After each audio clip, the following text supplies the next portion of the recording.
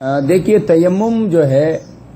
یہ اس وقت آپ کے لیے جائز ہوتا ہے، یہ کبھی واجب نہیں ہوتا، یہ جائز اس وقت ہوتا ہے کہ جب آپ کے پاس پانی نہ ہو یا آپ کے آس پاس 1.5 کلومیٹر میں پانی نہ ہو، یا ہو بھی تو وہ آپ کی پہنچ سے دور ہو، یا تو کنواں ہے اس کا ڈول نہیں ہے، یا پانی ہے پر اتنا مہنگا مل رہا ہے کہ آپ کے خرید کے سے باہر ہے، یا آپ کے قریب ہے لیکن آپ کو راستوں کا نہیں پتا، تو اب آپ کو شریعت اتنی سخت سردی ہے کہ پانی کے استعمال کرنے سے آپ کو بیمار ہونے یا مر جانے کا خطرہ ہے،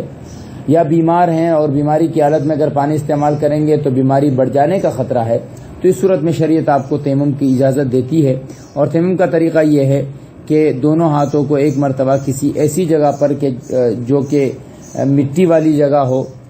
وہاں پر آپ مارے، یا کسی پتھر پہ بے شک دھول نہ ہو اس پہ مارے، اور پھر ایک مرتبہ اپنے پورے چہرے پر اس کو پھیرے،